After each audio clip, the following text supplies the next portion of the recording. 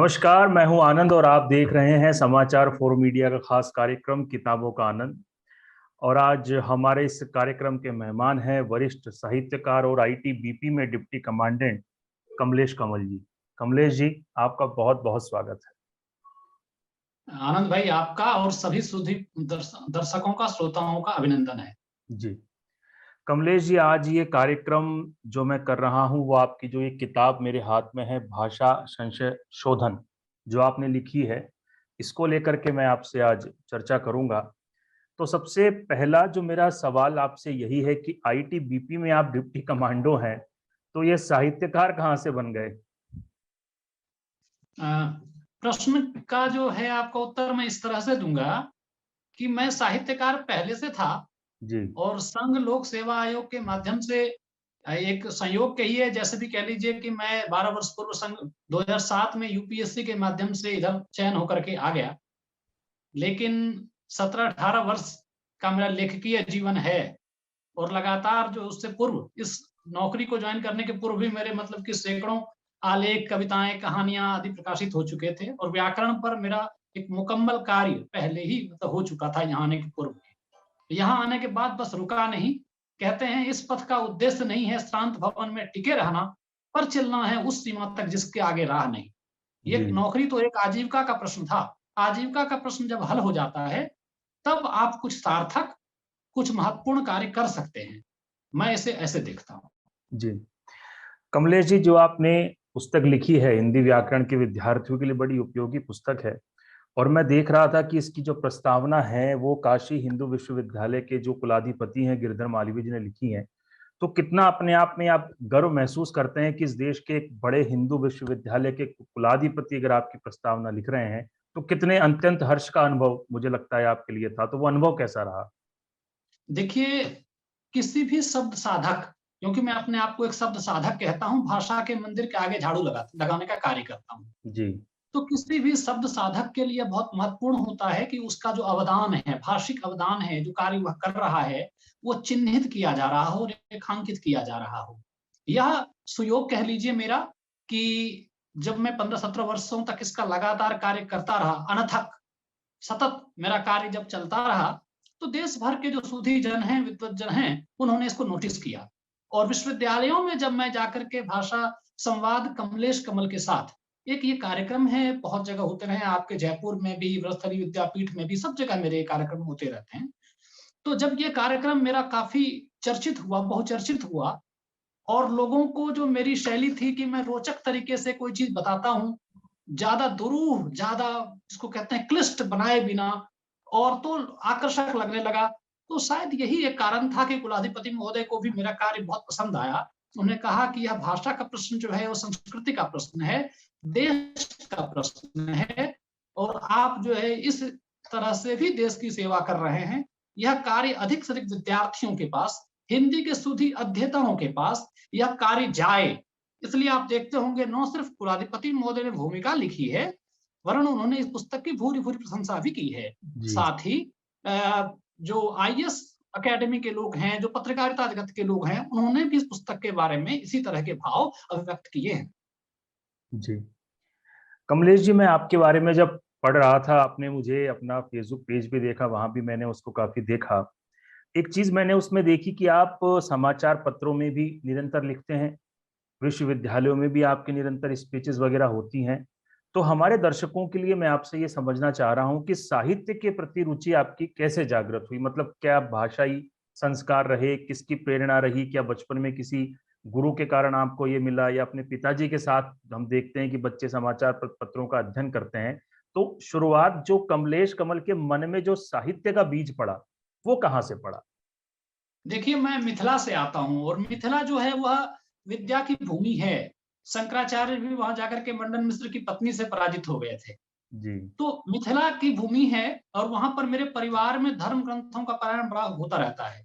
मतलब ये था कि जब मैं 6 वर्ष 7 वर्ष का रहा हूँगा, तब भी मैं दोपहर में, हमारे यहाँ एक नियम होता है कि जैसे मेरे पिताजी वो खुद संस्कृत के शिक्षक हैं और राष्ट्रपति पुरस्कार मिला हुआ है उन्हें, श्री लंबोदर झा। तो इसके बाद क्या है, हमारे दादाजी भी पंडित जयकांत, उनका भी एक था, पंडित जयकांत झा, उनका भी एक नाम था, संस्कृत में अच्छा कार्य था। तो एक संस्कृत का एक जो कहिएगा बेस मिला मुझे, एक नींव मिल गई संस्कृत की। इसके साथ क्या हुआ कि नवोदय विद्यालय में फिर चयन हो गया और वहां पर भी अच्छे शिक्षक मिल गए। तो कहीं न कहीं एक भाषा का बीज वपन वहाँ हो गया था और आगे मुझे लगा कि शायद कुछ सरस्वती तत्व मेरे अंदर है कि मैं शब्दों को समझ लेता हूँ ठीक से।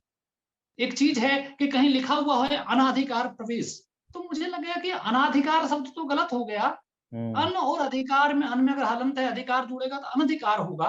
तो फिर मैं सोचूंगा कि लोग ये गलती कैसे करते हैं जी। या अनधिकार को अनाधिकार क्यों कहते हैं।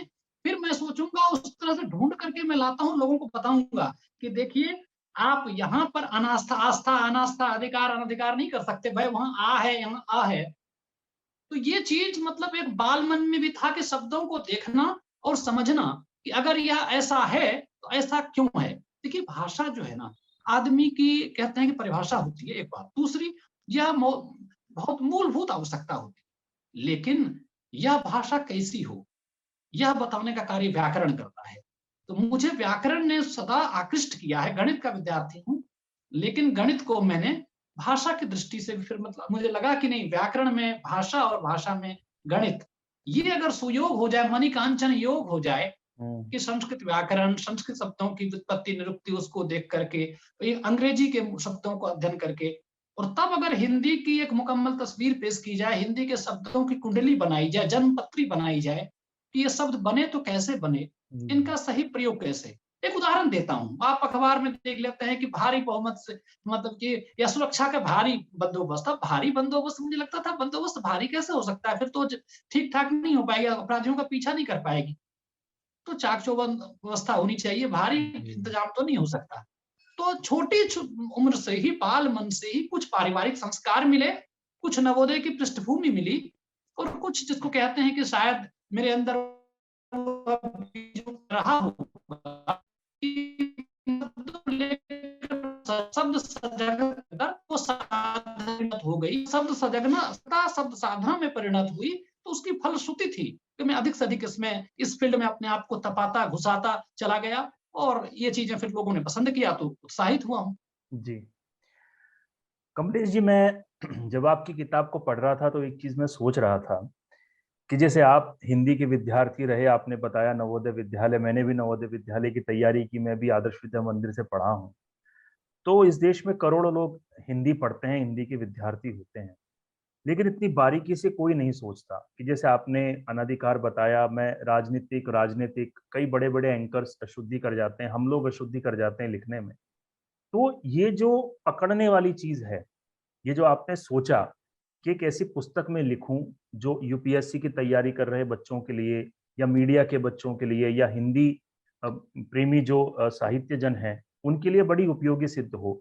तो ये विचार आपके लिए, आपके दिमाग में ये कब आया कि मुझे एक ऐसी पुस्तक लिखनी चाहिए जो व्याकरण के लिहाज से एक अच्छी चीज कही है? निश्चित रूप से आदमी जो कुछ भी कोई लिखता है या कोई भी सर्जक जब कुछ सर्जना करता है, उसके पीछे कुछ उत्प्रेरक बल होते हैं, जी। जिसको के कुछ गत्यर्थक बल होते हैं, कुछ प्रेरणार्थक बल होते हैं, कुछ उत्प्रेरक बल होते हैं। मैं जब संघ लोक सेवा आयोग की तैयारी कर रहा था, तब भी मैं देख रहा था कि हिंदी माध्यम के जो छात्र हैं, उनकी सफलता का जो प्रतिशत वह कम है। साथ ही जब विश्वविद्यालयों में जाकर के संवाद होने लगे, मेरे विद्यार्थियों को मैं पढ़ाने लगा, तो अब उस समय मैंने यह देखा है कि सबसे बड़ी समस्या यह नहीं है कि छात्रों में प्रतिभा की कमी है। सबसे बड़ी समस्या यह है कि जो मूलभूत चीज है हम समझते कैसे हैं? भाषा के माध्यम से ना। अभिव्यक्ति का माध्यम तो भाषा है। उनकी अभिव्यक्ति का जो माध्यम है वही सशक्त नहीं है। वह जो लिखा हुआ है उसको ठीक उसी तरह से कहते हैं, जो लिखा है उसको ठीक उसी तरह से नहीं समझ पाते, और फिर इसका देखिए, जैसा मन में जो है उसको वही नहीं कह पाते। कहते हैं घर से चले थे करके मामला साफ हम, बस उनके सामने बात बदल बदल गई। वह बिल्कुल। सोचता कुछ और है, लिखता कुछ है, उनके शब्द उनका साथ नहीं देते। वह शब्दों के धन, इसलिए क्या होता है, नंबर उनको उस तरह से नहीं मिलते। 5 में मिलना चाहिए था 4.5 या 5, मिलते हैं 3। उत्तर ठीक है, लेकिन उसमें वार्तनिक अशुद्धियां हैं। कहाँ पूछा गया अंतर बताइए, कहाँ भेद, अंतर और भेद में उनको अंतर पता नहीं है। जी। कहाँ लिखना है कार्यवाही, कहाँ लिखना है कार्रवाई, कहाँ लिखना है हताश, कहाँ लिखना है निराश। अब जब इस तरह की दुविधा में होते हैं, तो उनके उत्तर में वह बात नहीं आ पाती है, वो औसत लेखन कर जाते हैं। और आपको मैं बताऊं, औसत लेखन से औसत सफलता मिलती है। यह एक रिसर्च वाली बात है कि किसी भी कक्षा में आप उठाए देख लीजिए, चिन्हित कर लीजिए, कैम्ब्रिज या ऑक्सफोर्ड, मुझे ठीक से याद नहीं है, वहां एक रिसर्च हुआ था। देखा गया कि कक्षा में सबसे मेधावी बच्चे कौन है, एक, और दूसरा भाषिक रूप से सबसे सशक्त बच्चे कौन है। उन बच्चों को ट्रैक किया गया और बाद में देखा गया कि जिनका लैंग्वेज कोशेंट अच्छा था, जो भाषिक रूप से सशक्त थे, जीवन में, हो सकता है 9वीं 10वीं 11वीं 12वीं के मार्क्स की बात मैं नहीं कर रहा हूं, जीवन में जो अंतिम रूप से वो जहां ठहरे, उसमें जिनका वर्ड पावर अच्छा था, जिनकी भाषिक संरचना अच्छी थी, भाषा पर पकड़ अच्छी थी, वे लोग जीवन में अधिक सफल देखे गए। तो इसलिए आपको अपनी भाषा बहुत अच्छी करनी चाहिए, चाहे आप यूपीएससी के बच्चे हैं, संघ लोक सेवा आयोग, राज्य सेवा आयोग, चाहे आप व्याख्याता की परीक्षा दे रहे हो, किसी भी परीक्षा की तैयारी कर रहे हो, इतना तो देखना पड़ेगा कि आपकी अगर भाषा अच्छी नहीं है तो जल्दी से पढ़ नहीं पाएंगे, कई बार आपको चीजें याद नहीं होंगी। और आपकी भाषा बहुत अच्छी है तो आप समझ जाएंगे कि जो लिखा गया है उसका अभिप्रेत क्या है, उसका मंतव्य क्या है, कहना क्या चाहता है, फिर आप उसको अपने शब्दों में ढाल जी पाएंगे। निबंध की भाषा अच्छी होगी, शब्द चयन अच्छा होगा, भाषा सुंदर सटीक सारगर्भित समलंकृत होगी, प्रभावोत्पादनी होगी। जी अब देखिए, मैंने कहा भाषा प्रभावोत्पादनी होगी, या अब हम लोग के प्रभावशाली नहीं, भाषा प्रभावशाली नहीं हो सकती, भाषा प्रभावशाली नहीं होगी। अब इस तरह से जब हम सजग हो जाते हैं, जब हम सजग, शब्द के प्रति सजग हो जाएंगे, एक बार बस थोड़ी सी सजगता चाहिए कि हम लिख क्या रहे हैं। अच्छा, कैसे, एक उदाहरण देता हूँ, कर्तव्य लिख दिया, उसमें तो में दोहरा तो लिख देते हैं। हाँ अब कभी सोचें कि क्री से बना हुआ है, क्री में तब है, तो कर्तव्य में दो तो नहीं आ पाएगा, लेकिन लोग शुद्ध लिखने के चक्कर में गलत कर जाते हैं। लेकिन महत्व लिखने में एक बार आधा तो लिखेंगे, जबकि महत्व में दो तो है, महत्व में तो लगा है। तो छोटी छोटी चीजों के प्रति जब व्याकरण की बारीकी को, मैं यह नहीं करता हूं कि हमारा व्याकरण पढ़ें, लेकिन अगर सिर्फ इस एक पुस्तक को बस एक देख लिया जाए कभी कभी, बस ऐसे ही 90% अशुद्धियां दूर हो जाएंगी। जी और शायद मैं अतिरंजित करके नहीं कह रहा हूं, जो भी देश के लोग हैं या पुस्तक को अपार सफलता मिली है, वो खुद इसका आकलन करें। पिछली पुस्तक में एक दावा किया था मैंने, जो मेरी पिछली पुस्तक थी, ये ऑपरेशन बस्तर प्रेम और जंग, इसमें एक दावा था, ये बेस्ट सेलर रही थी, लगातार अमेजन पर बेस्ट सेलर बनी रही, ये पुस्तक थी, कई भाषा में अनुवाद हुए। मैंने कहा था कि इसको पढ़ लीजिए, पसंद नहीं आएगी तो पैसे वापस। हिंदी प्रकाशन जगत में ये अपनी तरह का अनूठा दावा था, लेकिन मुझे पता था कि लोग पसंद करेंगे। इस पुस्तक में मैंने कहा कि भारत में कोई भी ऐसा हिंदी प्रेमी या हिंदी में काम करने वाला, अब हो सकता है 8वीं 7वीं के बच्चे को कोई किताब पसंद ना आए, अलग बात है, लेकिन हिंदी में जिनका वास्ता है, हिंदी से जो थोड़े से, बिल्कुल जिनकी हिंदी की एक समझ है, ऐसा कोई व्यक्ति नहीं होगा जिस पुस्तक को पढ़कर कुछ सीखेगा नहीं। उसको लगेगा कि ठीक है, चाहे मैं विभागाध्यक्ष हूं, चाहे मैं हिंदी 25-50 वर्षों से पढ़ा रहा हूं, वो कुछ ना कुछ वो भी इनसे लेंगे। देखिए, सरस्वती की साधना है, हर व्यक्ति कोई संपूर्ण नहीं होता, मैं भी नहीं हूं, लेकिन कोई पुस्तक या कोई भी कृति कितनी उपयोगी है, इसका आकलन तो सुधीजन करेंगे जब वो देखेंगे कि इससे हमें कुछ मिला अथवा नहीं मिला। जी कमलेश जी, मैं जब आपकी किताब को पढ़ रहा था तो उसमें मैंने देखा कि आपने कुछ चैप्टर्स ऐसे भी किताब में डाले हैं जो हम आम जो प्रयोग में लेते हैं शब्द, वहाँ हम गलती कर जाते हैं। इसके अलावा आखिरी में आपने 700 से अधिक ऐसे शब्दों की सूची भी बनाई है जो हम रोजमर्रा के जीवन में प्रयोग करते हैं और हम गलत बोल जाते हैं। क्या आपको कहीं न कहीं ऐसा लगता है कि आपको ये करने की ज़रूरत पड़ी, क्यों पड़ी? क्या व्याकरण पर हमारे यहाँ काम कम किया जाता है? क्या स्कूलों में सिर्फ़ नंबरों पे जोर दिया जाता है? कॉलेज में सिर्फ़ कॉपी भरने पे जोर दिया जाता है? आखिर क्या हमारे हिंदी जगत में ऐसी कमी रही कि आपको इस प्रकार की एक पहल करनी? देखिए, आपने बहुत ही दुखती रग रग पर हाथ रख दिया है कि क्या मतलब हमारे यहाँ कॉपी भरने पर जोर दिया जाता है। सही मायने में यह स्थिति रही है। मैं यह तो नहीं कहूँगा कि सभी कॉलेज में यही स्थिति है, लेकिन हाँ, दूसरी बात आपकी, वहाँ भी मैं आपसे सहमति रखता हूँ। व्याकरण में, हिंदी व्याकरण में उस तरह से कार्य नहीं हुआ। देखिए, संस्कृत से हमने लिया है सब कुछ, और जी, हम पूरी तरह से संस्कृत को छोड़कर चलेंगे, तो जो आपका फाउंडेशन है, वह उस तरह से हो ही नहीं पाएगा। हिंदी के अच्छे से अच्छे लेखक, अच्छे से अच्छे पत्रकार की स्थिति ये है कि कोई शब्द अगर सही है तो उसको लगता है चलो हमने वहां पढ़ा था, ये ऐसा लिखा जाता है, या ऐसा ही क्यों है। प्रश्न ये है, उसका उत्तर होना चाहिए कि यह ऐसा ही क्यों है। इसका जो चीज है, अगर हम कह रहे हैं अंधेरा, अब अंधेरा में हम क्या करें, ऊपर में चंद्र बिंदु आएगा कि नहीं आएगा, आएगा तो क्यों आएगा, नहीं आएगा तो क्यों नहीं आएगा, इसका कोई जवाब होना चाहिए। कई लोग मैं आधा ये न भी कहता हूं, लगा देते हैं, कई लोग आधा न भी लगा देते हैं अंधेरा में। तो मेरा यह कहना है जी, तो मेरा यह कहना है कि हिंदी में जो हम लिख रहे हैं, अब स्वागतम है, सुस्वागतम लिख दिया तो गलत हुआ तो कैसे हो गया।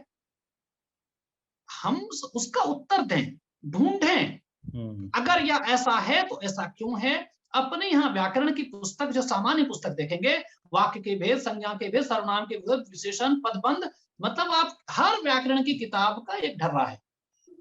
मैंने इस पुस्तक में ये नहीं बताया कि संज्ञा के कितने भेद होते हैं, सर्वनाम के कितने भेद होते हैं, विशेषण के कितने भेद होते हैं, वो आप किसी भी व्याकरण की पुस्तक से देख लीजिए। लेकिन अगर यह नियम है, मनोचिकित्सक, अब सही की गलत मैंने लिखा नहीं, मनोचिकित्सक वो देखिए आप यहाँ जी, उपरोक्त आप लिखते हैं, शब्द है उपर्युक्त, उपरोक्त गलत तो कैसे गलत। मैं आपको बताऊं, अधिकतर उपरोक्त ही लिखते हैं। अब देखिए, आप कह देते हैं हताश हो गया, निराश हो गया। अरे भाई, हताश, हत और आश, हत मतलब मरना, आशा है ना, निराश, निर मतलब नहीं, निर आश, आशा के बिना है तो निराश है, इसका मतलब दोबारा आप आशावान हो सकते हैं। हताश हो गए तो आशा मर गई, आशा मर गई तो अब जिंदा नहीं होगी, तो हताश कहेंगे कि निराश कहेंगे। जब कहते हैं मैं थका हूं, निराश भी हूं लेकिन हताश नहीं हूं, मुझे अब मुझे निराश और हताश मुझे मुझे कमलेश जी, हताश शब्द से याद आ रहा है कि मैं जितने भी अक्सर लोगों से बात करता हूं, वो हताश शब्द का ही प्रयोग करते हैं। मैं उन्हें अब बताऊंगा कि आप गलत प्रयोग कर रहे हैं। जी। अब हताश का मतलब है दोबारा, हत मतलब मृत्यु, हत, अब हत हो गई आशा, फिर जिंदा कैसे, जीवित कैसे होगी आपकी आशा भाई। आपकी निराश आप हुए हैं, हताश हो गए। हाँ, अगर किसी ने सुसाइड वगैरह कर लिया, आत्महत्या वगैरह कर ली हो हताश हो गए, तो समझ में आता है, हाँ वो हताश हो गया था, वो निराश नहीं रहा होगा। अगर मान लीजिए किसी ने आत्महत्या कर ली हो, तो वहां पर अगर आपने लिख दिया किसी पत्रकार ने हताश होकर उसने आत्महत्या कर ली, उसने सही प्रयोग किया है। लेकिन निराश आप लिख रहे हैं तो बाकी सब निराश हैं कि अभी आशावान नहीं है, लेकिन आशावान हो जाएंगे आप, आशा आ जाएगी। जब मैं यही शब्द सजगता की बात करता हूं, एक बार अगर इस पुस्तक का अध्ययन किया जाए और बीच बीच में फिर देखा जाए कि जो हम लिख रहे हैं यह इस तरह से है या कुछ और। जैसे मान लीजिए हम लोग व्याकरण की पुस्तकों में पढ़ते थे रासायनिक अभिक्रिया, अब रासायनिक अभिक्रिया शब्द नहीं है, रासायनिक शब्द बनेगा। अब विद्यार्थी लिखते हैं तो विद्यार्थी में हम बड़ी की मात्रा लिखते हैं, लेकिन विद्यार्थी गण लिखेंगे तो हर सुई की मात्रा लगेगी। अब क्यों लगेगी, उसका कोई नियम होगा, विद्यार्थी ने शब्द से बना है, वहां पर संस्कृत का नियम चलेगा। तो जब हम इस चीज को, मैं और मेरी कोशिश यह है कि सरलीकृत रूप में व्याकरण के, जिसको कहते हैं जंजाल में उलझाऊं नहीं, एक रोचकता का तत्व लिए हुए दो वाक्य पढ़े। कोई एक पुस्तक को उठाता है आदमी, एक वाक्य पढ़े, अच्छा आरंभ प्रारंभ, प्रारंभ विशिष्ट आरंभ है, प्र मतलब विशेष होता है। आगे आपको नहीं पढ़ना हो, आप उस चैप्टर को मत पढ़िए, किसी भी अध्याय को उठा लीजिए, आपका जो लेवल हो, आपका जो भी स्तर है, आपको इस पुस्तक में उसी स्तर पर कुछ मिल जाएगा। नहीं, आरंभ और प्रारंभ का भी आपने, आरंभ और प्रारंभ की भी आपने बहुत अच्छी व्याख्या की है कि जब कोई विशेष है तो प्रारंभ है, बाकी आरंभ है। ये भी लोग अक्सर बहुत बड़ी गलतियां कर जाते हैं। जी कमलेश जी, मैं एक चीज और आपसे समझना चाह रहा था कि जो आपने, जी जो आपने उदाहरण दिए, आपने अक्सर देखा होगा कि जब से ये डिजिटल, मैं मानता हूं कि जब तक प्रिंट मीडिया था तब तक शायद भाषाई शुद्धता पे बड़ा ध्यान दिया जाता था। अब हम देख रहे हैं कि डिजिटल हो गया है, तो कई जो समाचार पत्रों की जो वेबसाइट है, आप उनकी जो टाइटल्स होते हैं, डिस्क्रिप्शंस होते हैं, वो बड़े इंग्लिश में होते हैं, मतलब उसमें हिंदी भी है, उसमें अंग्रेजी भी है, व्याकरण का तो कुछ अता पता ही नहीं है। तो क्या आपको वाकई में बड़ा कष्ट का अनुभव होता है इस प्रकार की चीजें देख करके कि बड़े बड़े मीडिया हाउसेस की वेबसाइट्स भी अब इस प्रकार की भाषाई शुद्धता पर ध्यान नहीं देती हैं, वो इंटर्न्स को बिठा देते हैं और जो चल रहा है वो चलने दो? देखिए, चलने दो और चल रहा है वाली बात तो बिल्कुल ठीक है, लेकिन मैं एक चीज कहता हूं, कहते हैं ना कि भाषा बहता नीर, भाई कई जगह नाले में पानी भी बहता है, हम्म। लेकिन नाले में बहता पानी पीने लायक नहीं होता, बह तो वो भी रहा है। भाषा बहता नीर चलता है सब चलेगा, इससे बड़ा नुकसान हुआ है। औसत हो गए हम, और औसत के बाद अब हमारा और औसत से भी नीचे आते चले जा रहे हैं। जी देखिए, मैं यह नहीं कहता हूं कि भाषा में दूसरे भाषा के शब्दों को मत लीजिए, लीजिए आप, लेकिन एक सामान्य अनुशासन होता है। दो भाषा के बीच में जो विभेद होता है उसको तो रखें। आप जब इस तरह से घालमेल करते चलेंगे, खिचड़ी बनाते चले जाएंगे, पता ही नहीं चलेगा। एक समय ऐसा आएगा, अब पता ही नहीं चलेगा विद्यार्थी को कि अब इसमें से क्या सही है, और ये स्थिति आ चुकी है।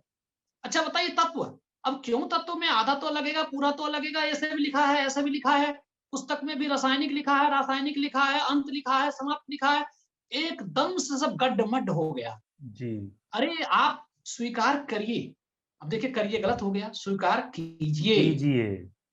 जब आप स्वीकार कीजिए, करेंगे इन चीजों को, तो उसमें आपको एक सीमा रेखा रखनी होगी कि कहां तक हम बाहर के, देखिए कहते हैं ना कि बाहर के लिए खिड़की तो खोलो, अब हरदम सारे दरवाजे भी खोलो, लेकिन कम से कम दीवार तो रहने दो, घर तो तभी है। हम्म। लेकिन आपने क्या किया, पहले खिड़की खोले, दीवार को, दरवाजे खोल दिए, दीवार भी उड़ा दिया, फिर आप ही नहीं रहेंगे। हिंदी के खिड़की और दरवाजे खुले हों, लेकिन हिंदी की दीवार हो, व्याकरण की दीवार होनी चाहिए। अगर बिल्कुल। व्याकरण की दीवार उड़ गई, हट गई, तो फिर तो हिंदी नहीं, फिर वो कौन सी भाषा होगी भाई साहब। कमलेश जी, जब हम हिंदी साहित्य की बात करते हैं तो हमें और साहित्यों की भी बात करनी पड़ेगी। जैसे इस देश में अलग अलग राज्य हैं, उन राज्यों की अलग अलग भाषाएं हैं। चाहे वो बंगाली हो, तमिल हो, तेलुगु हो, वहां भी साहित्य लिखा जाता है और अच्छे से वो बिकता है। इस देश में सबसे ज्यादा जो संख्या है वो हिंदी बोलने वालों की है। जिस देश में इतने करोड़ों लोग हिंदी भाषी लोग हैं, जो हिंदी को लिखते हैं, हिंदी को बोलते हैं, हिंदी को समझते हैं, उसके बाद भी अगर हम हिंदी साहित्य को लेकर के सजग नहीं हैं, अगर हम हिंदी साहित्य की कमियों को लेकर के सजग नहीं हैं, अगर हमारे विश्वविद्यालय सजग नहीं है, सरकार सजग नहीं है, तो इसके पीछे आप किन कारणों को जिम्मेदार मानते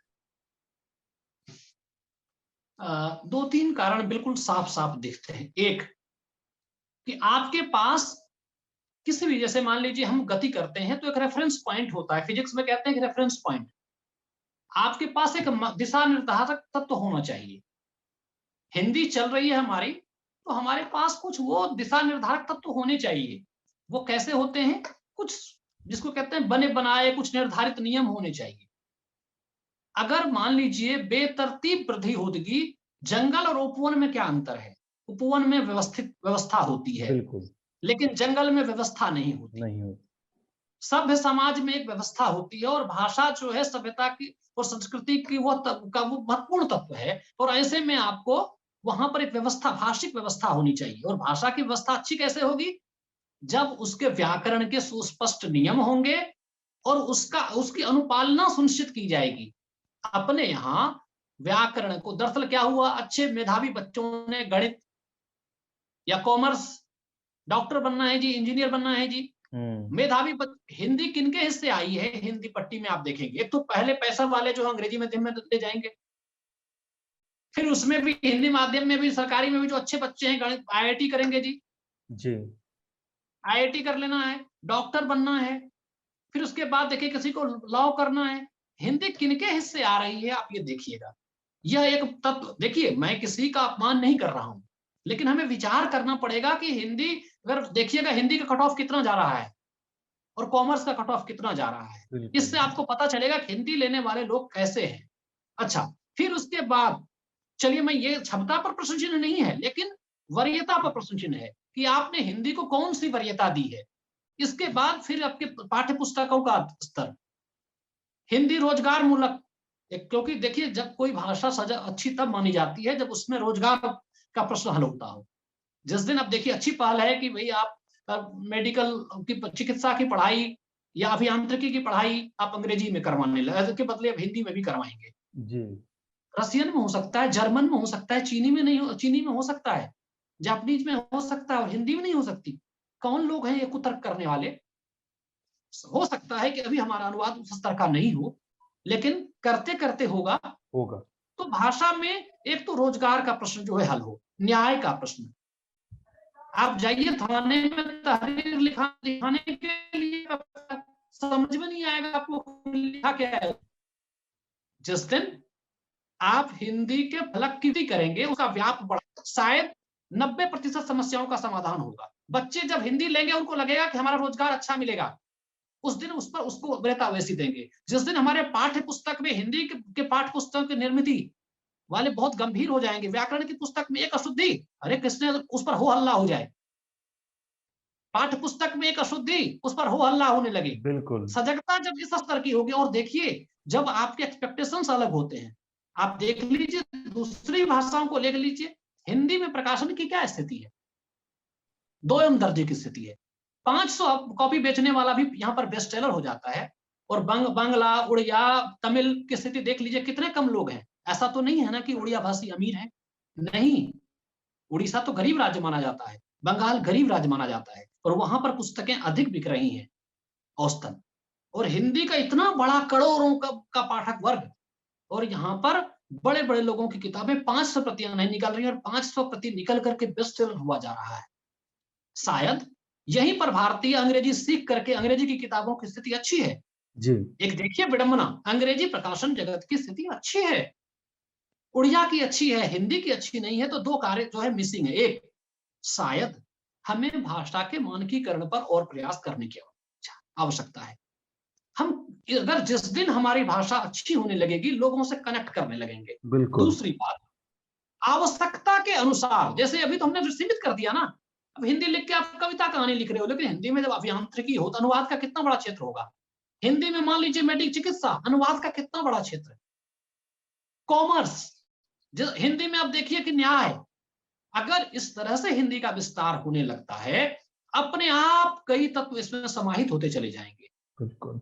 फिर व्याकरण की भी थोड़ी सी पूछ हो जाएगी, हम जैसे लोगों को जो बताएंगे कि भाई भाषा इस ढंग से हो, तो बिल्कुल। शायद हम एक सही डायरेक्शन में जाएंगे। जी।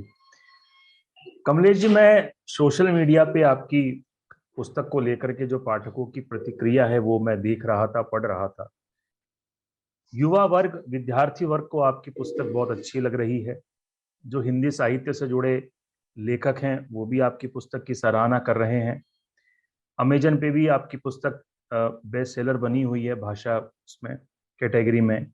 तो पुस्तक को जो प्रशंसा मिल रही है, जो वाहवाही मिल रही है, उसको आप किस तरीके से देख रहे हैं, और क्या आने वाले समय में आप एक नेक्स्ट, इसे हम इसका पार्ट 2 कह सकते हैं, क्या वो लाने की भी आपकी योजना है?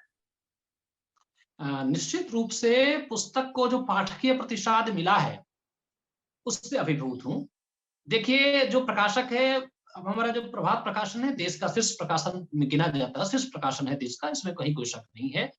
लेकिन उनको भी यह अंदाजा नहीं था या अनुमान नहीं था कि पुस्तक की इतनी प्रतियां प्री बुकिंग में ही निकल जाएंगी। पहले हुआ कि भाई भाषा विज्ञान लिख देंगे तो लोग पढ़ेंगे नहीं ज्यादा, व्याकरण भाषा विज्ञान पता नहीं क्या समझेंगे लोग।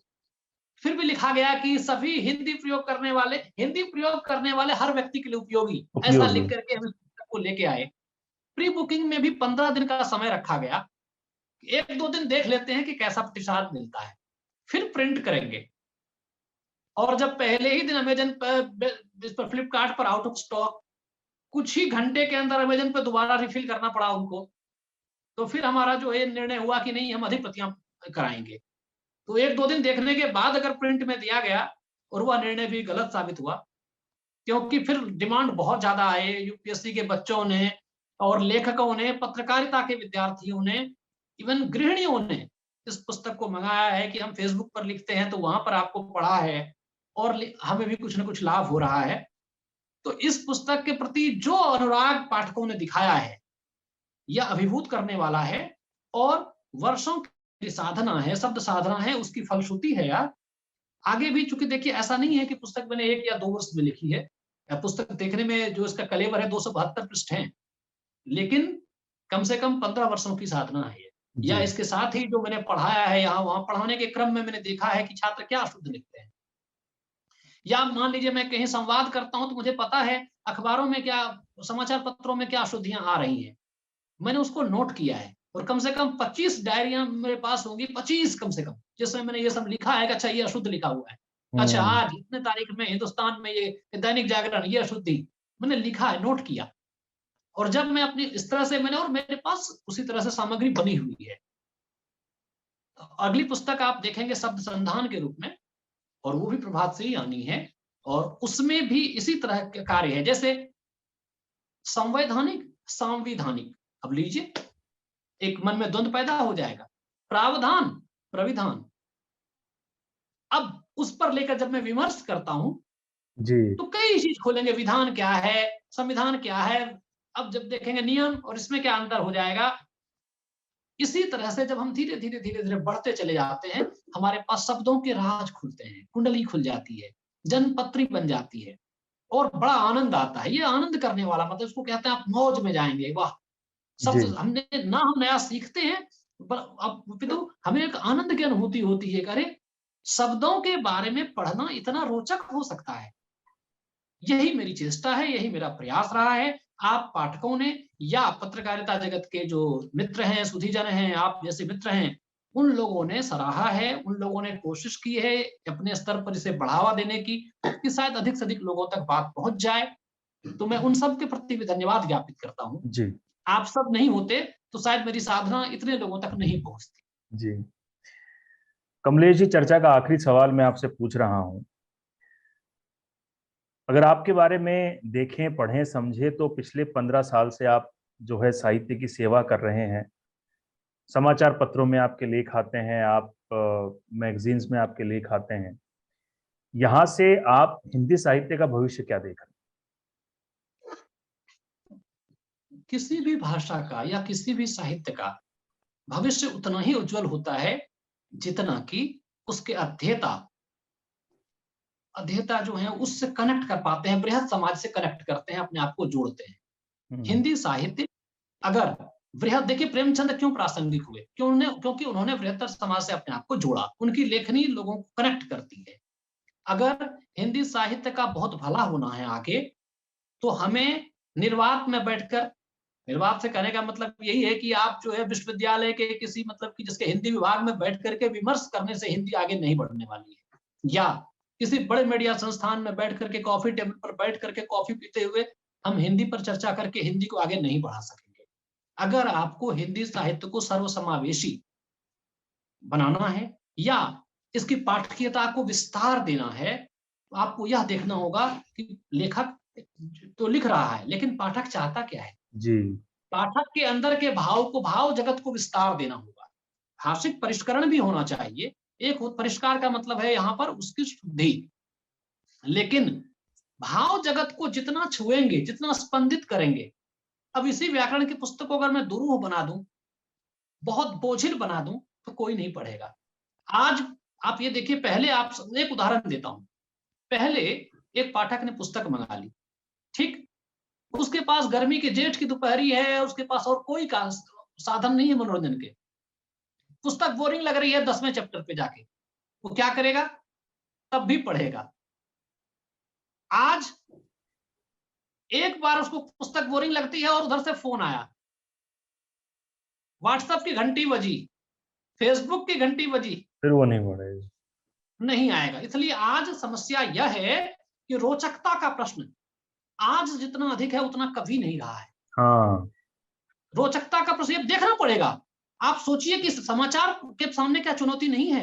है भाई साहब, आप चाहिए बहुत बड़ा चैनल है किसी का, और वो एक मुगालते में जी रहा है कि हमारा चैनल तो बहुत बड़ा है जी, नंबर 1 है टीआरपी में। आप अगर कनेक्ट नहीं करेंगे, आप अगर एक ही तरह की सामग्री परोसते चले जाएंगे, प्रायोजित सामग्री देते चले जाएंगे, क्या होगा, लोग एक बार आपसे हटेंगे, उसको एक अच्छा सा कोई वेब पोर्टल, कोई छोटा सा, अगर उसके ऐप, उसके मोबाइल में सभी ऐप आ जाएंगे, जो अच्छा लगेगा ठीक, उसमें अच्छा नहीं लगेगा उसको अनइंस्टॉल कर देगा। बिल्कुल। आप एक उसमें नहीं जी सकते। तो आपको अगर प्रासंगिक बने रहना है, पत्रकारिता में सबसे बड़ी चुनौती ये होने वाली है, हिंदी साहित्य में सबसे बड़ी चुनौती है कि आप रोचकता लीजिए, लेकिन गुणवत्ता को मत छोड़िए। सनसनी रोचकता नहीं है। तो रोचकता और गुणवत्ता दोनों को अगर आप ले लेंगे, पाठक का मनोजगत को छुएंगे, उसके भाव को विस्तार देंगे, स्पंदित करेंगे, आगे चलेंगे। अगर इसमें से कोई भी एक एलिमेंट मिसिंग होगा, प्रभाव समाप्त, फिनिश्ड। बहुत बहुत बहुत बढ़िया बात आपने कही है कि रोचकता के साथ साथ गुणवत्ता को भी आपको जो है साथ में रखना पड़ेगा। और आपने ये जो प्रयास किया है हिंदी साहित्य के लिए, आप वाकई में इसके लिए बधाई के पात्र हैं। समाचार फॉर मीडिया की ओर से भी आपको बहुत बहुत बधाई। और आपने हमारे लिए समय निकाला, हमसे चर्चा की, हमें समय दिया, इसके लिए मैं और मेरी पूरी टीम की ओर से एक बार फिर मैं आपको धन्यवाद करता हूं। धन्यवाद। समाचार फॉर मीडिया के सभी सुधी दर्शकों को और जितने भी लोगों तक मेरी आवाज पहुंचेगी, आप सबको इस शब्द साधक का प्रणाम। धन्यवाद। धन्यवाद। जय हिंद। जय हिंद। Thank you.